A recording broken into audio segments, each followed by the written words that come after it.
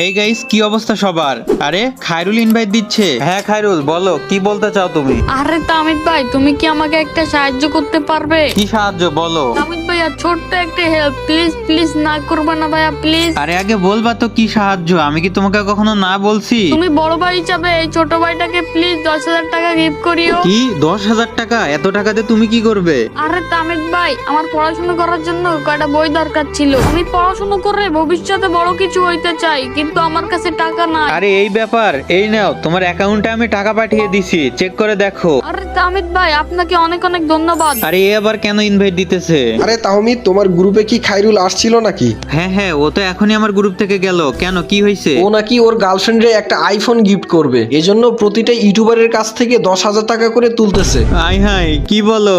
ও তো এখনই আমার থেকে 10,000 টাকা নিয়ে গেল। আয় হায়, তোমারও টুপি পরাইয়া চলে গেছে।